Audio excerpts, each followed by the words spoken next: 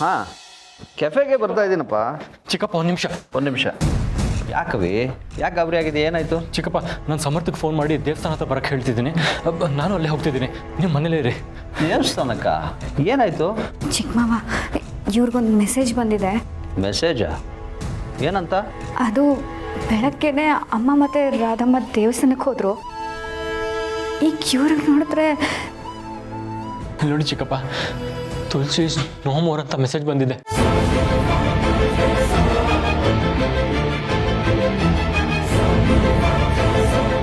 ಇದು ಪ್ರೈವೇಟ್ ನಂಬರಿಂದ ಬಂದಿದೆ. ಅಂದಮೇಲೆ ಈ ಕೆಲಸ ಶಾರ್ವರ್ ಇದೆ ಅನಿಸುತ್ತೆ. ಚಿಕ್ಕಪ್ಪ, ನಾನು ಈಗಲೇ ದೇವಸ್ಥಾನಕ್ಕೆ ಹೋಗಬೇಕು. ಅಮ್ಮನಿಗೆ ಏನಾದರೂ ತೊಂದರೆ ಆಗಿದ್ದರೆ? ಸರಿ ನಡಿ, ನಾನು ಬರ್ತೀನಿ. ಇಲ್ಲ ಚಿಕ್ಕಪ್ಪ, ನೀವು ಬರೋದು ಬೇಡ. ಅಪ್ಪನೂ ಮನೇಲಿಲ್ಲ. ನಾನು ಸಮರ್ಥ ಅಭಿಗೆ ಫೋನ್ ಮಾಡಿ ವಿಷಯ ತಿಳಿಸ್ತೀನಿ. ಹಾಗೆ ನೀವು ಅಪ್ಪನ ವಿಷಯ ತಿಳಿಸಿ, ಪೊಲೀಸ್ಗೂ ಇನ್ಫಾರ್ಮ್ ಮಾಡಿ. ನಾನು ಬರ್ತೀನಿ. ಆಯಿತು, ಹುಷಾರು. ಅಭಿಗೂ ಸಮರ್ಥಗೂ ಕಾಲ್ ಮಾಡು, ನಾನು ಅಣ್ಣಂಗೆ ಕಾಲ್ ಮಾಡ್ತೀನಿ. ಹಾಂ. ಚಿಕ್ಕಮಾವ, ಒಂದು ನಿಮಿಷ. ನೀವು ಈ ವಿಷಯನ ಇವಾಗ ಮಾವಂಗೆ ಹೇಳಿದ್ರೆ ಅವ್ರು ತುಂಬ ಗಾಬರಿ ಆಗ್ತಾರೆ. ಬೆಳಗ್ಗೆ ಎದ್ದಾಗ್ಲಿಂದನೂ ಅವ್ರ ಅಮ್ಮನ ನೋಡಿಲ್ಲ. ಆಗಲೇ ಅಮ್ಮಂಗೆ ಫೋನ್ ಮಾಡಿ ಹುಷಾರಾಗಿರೋಕ್ಕೆ ಹೇಳ್ತೀನಿ ಅಂತ ಹೇಳಿದ್ರು. ನಾನು ಅವ್ರು ಬೇಗ ಬಂದ್ಬಿಡ್ತಾರೆ ಅಂತ ಅವ್ರನ್ನ ಸುಮ್ಮನಾಗಿಸ್ಬಿಟ್ಟೆ. ಈಗ ಈ ವಿಷಯ ಗೊತ್ತಾದರೆ ಅವ್ರು ತುಂಬ ಆತಂಕ ಪಡ್ತಾರೆ. ಅದು ನಿಜ ಕಣಮ್ಮ. ನಾನು ಮೊದಲು ಪೊಲೀಸವ್ರಿಗೆ ಇನ್ಫಾರ್ಮ್ ಮಾಡ್ತೀನಿ, ಆಮೇಲೆ ಅಣ್ಣಂಗೆ ತಿಳಿಸಿದ್ರಾಯ್ತು.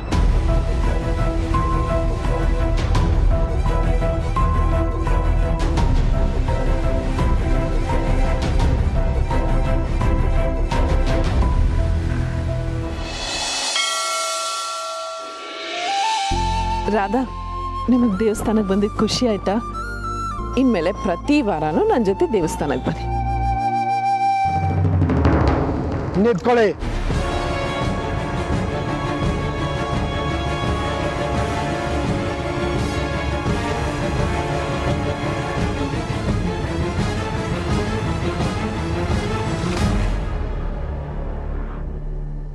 ಯಾರು ನೀವಲ್ಲ? ನಮ್ಮನ್ನ ಯಾಕೆ ತಡೀತಾ ಇದ್ದೀರಾ? ನಾವು ನಿನ್ನ ಪಾಲಿಗೆ ಯಮ ಕಳ್ಸಿರೋ ಯಮ ಕಿಂಕರರು. ಇವತ್ತು ನಿನ್ನ ಕತೆ ಮುಗಿಸೋಣ ಅಂತ ಬಂದಿದ್ದೀವಿ. ನೋಡಿ, ನಮ್ಮ ದಾರಿಗೆ ಅಡ್ಡ ಬರಬೇಡಿ. ಸುಮ್ಮನೆ ಹೊಟ್ಟೋಗಿ ಇಲ್ಲಿಂದ.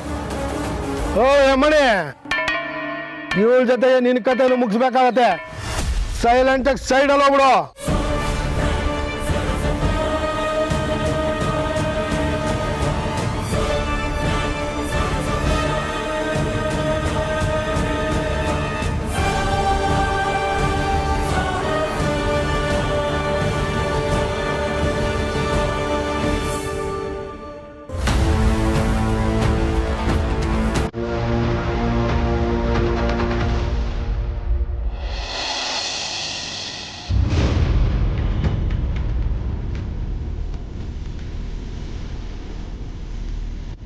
ಅಮ್ಮನಿಗೆ ಏನಾದರೂ ಹೆಚ್ಚು ಕಮ್ಮಿ ಆಗಿದ್ರೆ ಫೋನ್ ಕೂಡ ಕನೆಕ್ಟ್ ಆಗ್ತಿಲ್ಲ.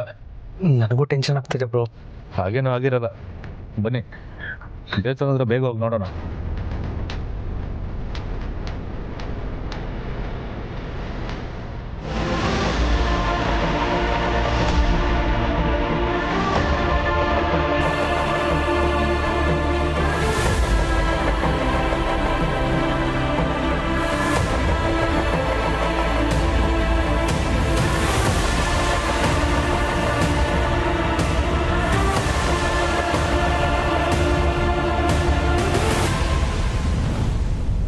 ತುಳಸಿಯವರೇ, ತುಳಸಿಯವರೇ, ತುಳಸಿಯವ್ರು ಎಲ್ಲಿದ್ದಾರೆ ಪೂರ್ಣಿ? ದೇವಸ್ಥಾನದಿಂದ ಆರಾಮಾಗಿ ಬಂದ್ರಾ? ಅದು ನೀನು ಬಾ ಕೂತ್ಕೋ. ಯಾಕೆ, ಏನಾಯ್ತು ಮಹೇಶ? ಅಣ್ಣ, ಅದು ಅದಕ್ಕೆ ಅತ್ತಿಗೆ ಏನಿಲ್ಲ ಮಾವ, ಅದು ಅಭಿ ಎಲ್ಲರೂ ದೇವಸ್ಥಾನಕ್ಕೆ ಹೋಗಿದ್ದಾರೆ. ಅಮ್ಮನ ಹುಷಾರಾಗಿ ಕರ್ಕೊಂಬರ್ತಾರೆ. ಏನು ಹೇಳ್ತಿದ್ಯಾ ನೀನು? ಮತ್ತೆ ನಾನು ಆಗಲೇ ಕಾಲ್ ಮಾಡಿದಾಗ ನೀನು ತುಳಸಿಯವ್ರು ಮನೇಲಿದ್ದಾರೆ ಅಂತ ಹೇಳಿದೆ, ಸುಳ್ಳು ಹೇಳ್ತೀಯಾ? ಆಗಲ್ಲ ಮಾವ, ಈ ವಿಷಯ ನಿಮ್ಮ ಹತ್ರ ಹೇಳಿದ್ರೆ ನೀವು ಎಲ್ಲಿ ಗಾಬರಿ ಆಗ್ತೀರಾ ಅಂತ ಅಕ್ಕ ಆ ರೀತಿ ಹೇಳಿದಾಳೆ. ಈ ವಿಷಯ ಅಂದರೆ ಏನು ಹೇಳ್ತಿದ್ದೀರಾ ನೀವು? ತುಳಸಿಯವ್ರಿಗೆ ಏನಾಯಿತು? ಏನೂ ಆಗಿಲ್ಲ ಅಣ್ಣ, ಆತಂಕ ಪಡಬೇಡ. ಅಭಿಗೆ ಏನೋ ಒಂದು ಮೆಸೇಜ್ ಬಂದಿತ್ತಂತೆ. ಮೆಸೇಜಾ? ಏನಂತ? ತುಳಸಿ ನೋ ಮೋರ್ ಅಂತ. ವಾಟ್? ಮಹೇಶ, ಏನು ಮಾತಾಡ್ತಿದ್ಯಾ ನೀನು? ಅಣ್ಣ ಹಾಗಾಗಿರೋದಕ್ಕೆ ಸಾಧ್ಯ ಇಲ್ಲ ಅಣ್ಣ. ನನಗನ್ಸುತ್ತೆ ಶಾರ್ವರಿನೇ ಬೇಕು ಅಂತ ಈ ಮೆಸೇಜ್ ಮಾಡಿದ್ದಾಳೆ. ನೀನೇನು ತಲೆ ಕೆಡಿಸ್ಕೋಬೇಡ. ಅಭಿ ಸಮರ್ಥ್ ಎಲ್ಲರೂ ದೇವಸ್ಥಾನಕ್ಕೆ ಹೋಗಿದ್ದಾರೆ. ಅವರನ್ನು ಹುಷಾರಾಗಿ ಕರ್ಕೊಂಡು ಬರ್ತಾರೆ. ಇಲ್ಲ, ನಾನು ಇಲ್ಲಿ ಇರಲ್ಲ. ನಾನು ದೇವಸ್ಥಾನಕ್ಕೆ ಹೋಗ್ತೀನಿ. ಅಣ್ಣ ಪ್ಲೀಸ್, ನೀನು ಅಲ್ಲಿಗೆ ಹೋಗೋದು ಬೇಡ ಅಣ್ಣ, ಅವರೇ ಬರ್ತಾರೆ. ನೋಡು, ನೀನು ತುಂಬ ಗಾಬರಿ ಆಗಿದೆಯಾ. ಈಗಷ್ಟೇ ಹುಷಾರು ತಪ್ಪಿದವನು ಈಗಿನ್ನೂ ಸುಧಾರಿಸ್ಕೊಳ್ತಿದ್ಯಾ. ನೀನು ಬಾ ಕೂತ್ಕೋ. ಪೂರ್ಣಿ, ಒಂದು ಸ್ವಲ್ಪ ನೀರು ಕೊಡಮ್ಮ ಕುಡಿಯೋ ಕಣ್ಣಂಗೆ. ಇಲ್ಲ, ನನಗೆ ನೀರು ಬೇಡ. ನಾನು ಈಗಲೇ ತುಳಸಿಯವ್ರ ಹತ್ರ ಮಾತಾಡಬೇಕು.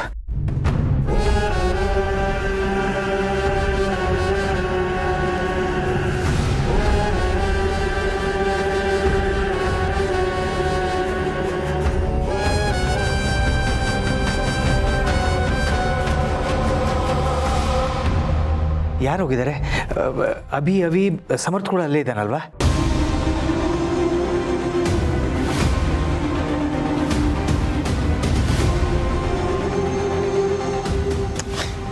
ಯಾಕೆ ಯಾರು ರಿಸೀವ್ ಮಾಡ್ತಿಲ್ಲ?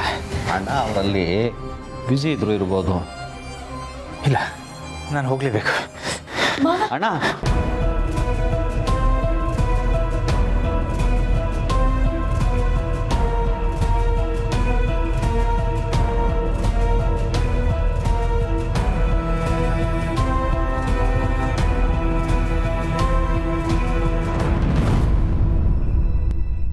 ಇವರೆಲ್ಲ ಯಾರು?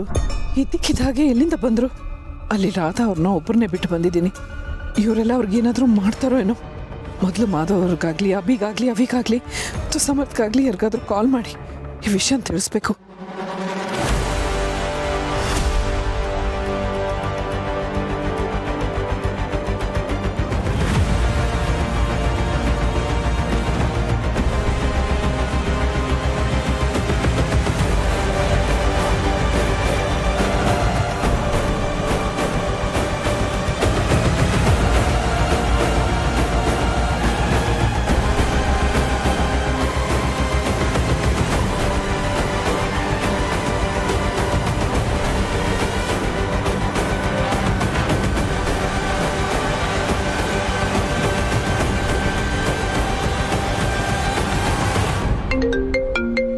ಅಮ್ಮ ಕಾಲ್ ಮಾಡ್ತಿದ್ದಾರೆ.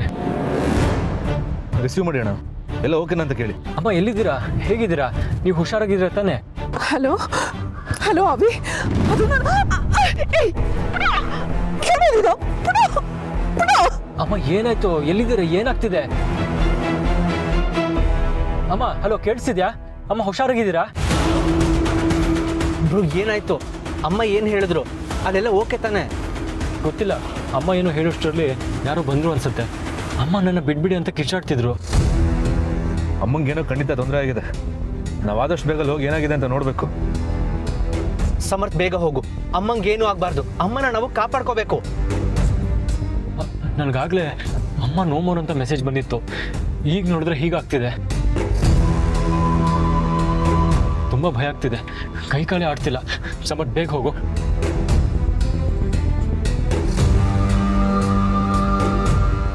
ಇವತ್ತು ನೀನು ಬಿಡಲ್ಲ. ನಮ್ಮ ಕೈಯಿಂದ ತಪ್ಪಿಸ್ಕೊಳಕ್ ಸಾಧ್ಯನೇ ಇಲ್ಲ. ಎಷ್ಟು ಅಂತ ಮಾಡ್ತೀಯಾ? ನೋಡು, ನಿನಗಾಗ್ಲಿಂದ ಎಚ್ಚರಿಸ್ತಾನೆ ಇದ್ದೀನಿ. ನನ್ನ ಮಕ್ಕಳೇನಾದ್ರೂ ಬಂದ್ರೆ ನಾನು ಸುಮ್ಮನೆ ಬಿಡಲ್ಲ. ನಿಮ್ಮೆಲ್ಲರೂ ಬೂದಿ ಮಾಡ್ಬಿಡ್ತಾರೆ. ನೀ ಜೀವಂತವಾಗಿದ್ರೆ ತಾನೇ ನಾವು ಪೂಜೆ ಹಾಕೆ.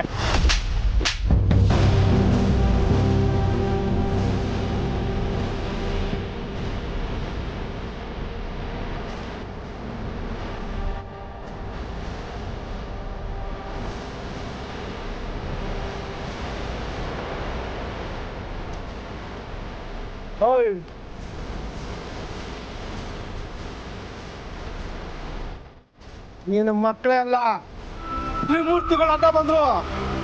ನನ್ನ ಕೈಯಿಂದ ನೀನು ತಪ್ಪಿಸ್ಕೊಳಕ್ ಸಾಧ್ಯನೇ ಇಲ್ಲ.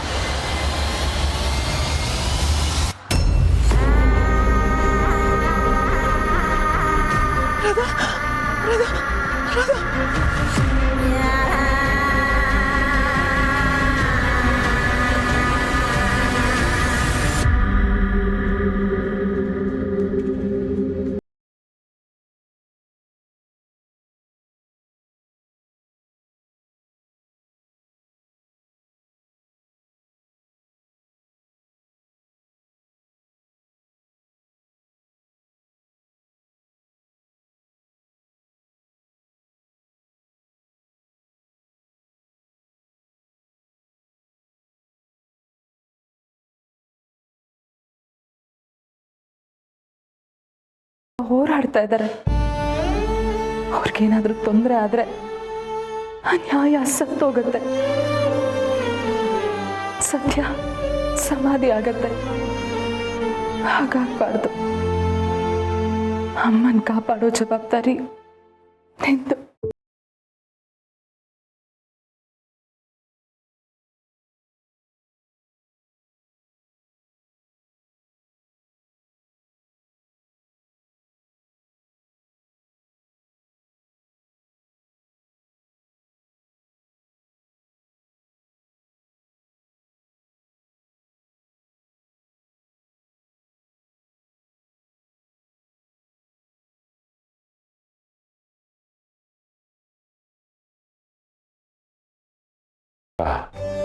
ಯಾವುದೋ ಒಂದು ರೂಪದಲ್ಲಿ ಆ ಭಗವಂತ ಬಂದು ಅದನ್ನ ನಿಗ್ರಹ ಮಾಡ್ತಾನೆ ಅಂತ ಕೇಳಿದ್ವಿ.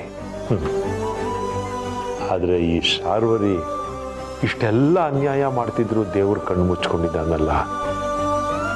ಅವಳು ಹೀಗೇ ಅನ್ಯಾಯ ಮಾಡ್ತಾ ಮಾಡ್ತಾ ಮೆರಿತಾ ಇರಲಿ, ನಾವು ಅದನ್ನು ನೋಡ್ತಾ ನೋಡ್ತಾ ಕೊರಗ್ತಾ ಇರ್ತೀವಿ.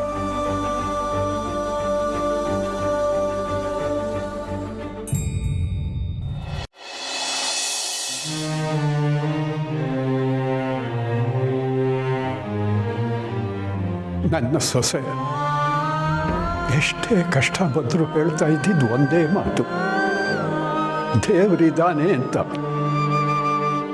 ಆ ಮಾತು ಸತ್ಯವೇ ಆದರೆ ಅವಳು ಕ್ಷೇಮವಾಗಿರ್ತಾಳೆ. ಈ ಭೂಮಿ ಮೇಲೆ ಯಾರೂ ನಮ್ಮ ಪರವಾಗಿ ನಿಲ್ಲದೆ ಹೋದರೂ ಕೂಡ ಒಳ್ಳೆ ಹೃದಯ ಇರೋರಿಗೆ ಆ ಭಗವಂತನೇ ನೆರವು ಕೊಡ್ತಾನೆ ಅಂತ ತುಳಸಿ ಯಾವಾಗಲೂ ಹೇಳ್ತಾ ಇದ್ಲು. ಈ ಮಾತನ್ನ ಭಗವಂತನೇ ಅವಳ ಬಾಯಿಂದ ಹೇಳಿಸಿರೋದೇ ಆಗಿದ್ರೆ ಅವನು ಇದನ್ನ ಸಾಬೀತುಪಡಿಸ್ಬೇಕು ಅಲ್ವಾ?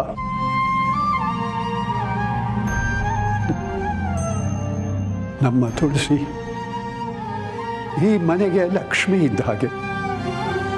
ತುಳಸಿ ಈ ಮನೆ ಬೆಳಕು. ಅವಳಿಗೆ ಏನಾದರೂ ಆದರೆ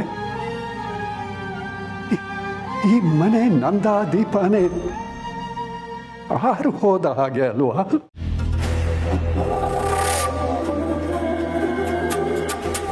ತುಳಸಿ ಒಂದು ವೇಳೆ ಕ್ಷೇಮವಾಗಿ ಬರಲಿಲ್ಲ ಅಂತಂದರೆ ನಿನಗೆ ದೀಪಾರಾಧನೆಯೇ ಇಲ್ಲ. ಈ ಭಗವಂತ ನಮ್ಮ ಪಾಲಿಗೆ ಇಲ್ಲ.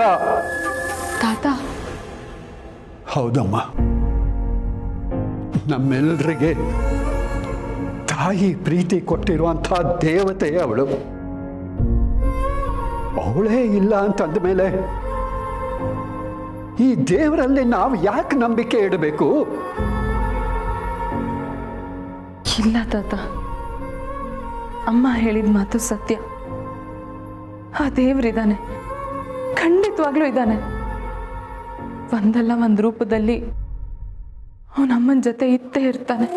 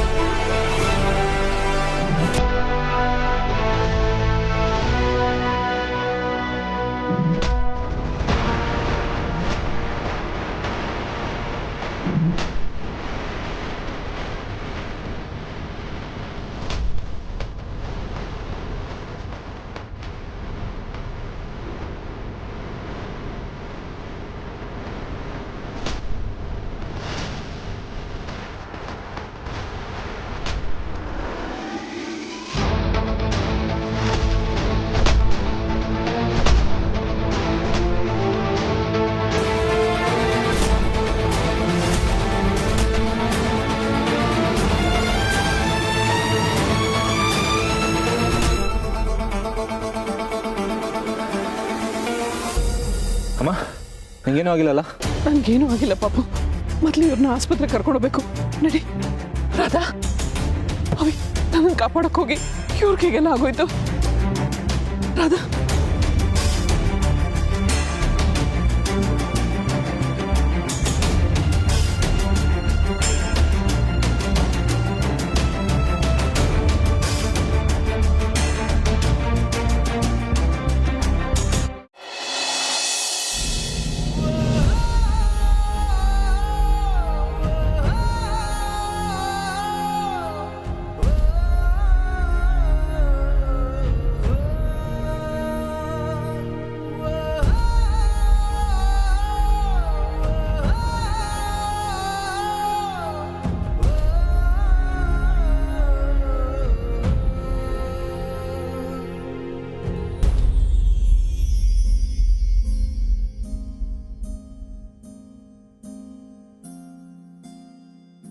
ನನ್ನ ಜೀವ ಉಳಿಸಿದ್ದಕ್ಕೆ ನಿಮಗೆ ಧನ್ಯವಾದ ಹೇಳಬೇಕು ಅಥವಾ ನಿಮ್ಮನ್ನು ನನ್ನ ಜೊತೆ ಕರ್ಕೊಂಡು ಹೋಗಿ ಈ ಅನಾಹುತಕ್ಕೆ ಕಾರಣ ಆಗಿದ್ದಕ್ಕೆ ಕ್ಷಮೆ ಕೇಳಬೇಕೋ ಒಂದು ಗೊತ್ತಾಗ್ತಾ ಇಲ್ಲ.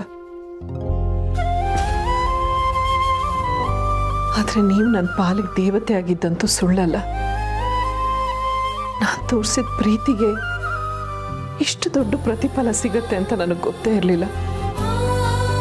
ನನ್ನ ಪ್ರೀತಿಗೆ ಪ್ರತಿಯಾಗಿ ನಿಮ್ಮ ಪ್ರಾಣನೇ ಕೊಡಕ್ಕೆ ತಯಾರಾಗಿದ್ದೀರಾ. ನಿಮ್ಮ ಋಣ ನಾನು ಹೇಗೆ ತೀರಿಸ್ಲಿ?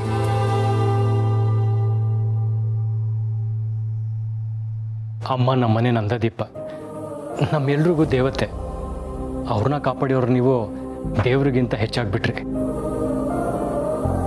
ಬ್ರೋ, ನಾವೀಗ ಏನೇ ಹೇಳಿದ್ರು ಅವ್ರಿಗೆ ಅರ್ಥ ಆಗುತ್ತೋ ಇಲ್ವೋ, ನಾವು ಅವ್ರ ಋಣ ತೀರಿಸಲೇಬೇಕು ಅಂದರೆ ಅವ್ರಿಗೆ ಒಳ್ಳೆ ಟ್ರೀಟ್ಮೆಂಟ್ ಕೊಡಿಸ್ಬೇಕು.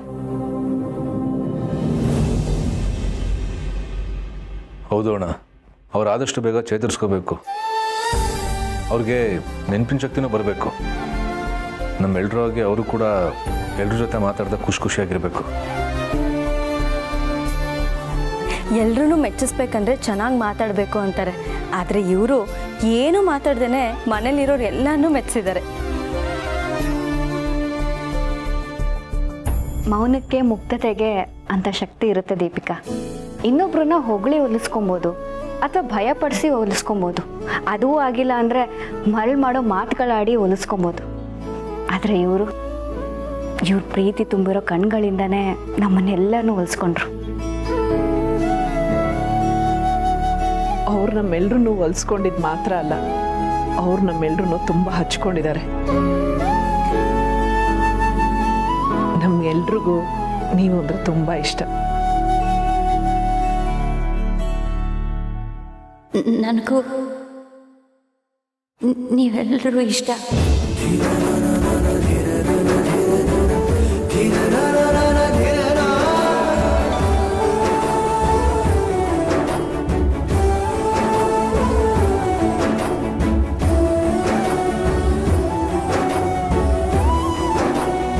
ಅಮ್ಮ, ಇದೇನು ಆಶ್ಚರ್ಯ, ರಾಧಮ್ಮ ಮಾತಾಡ್ತಿದ್ದಾರೆ. ಎಲ್ಲ ದೇವರ ದಯ.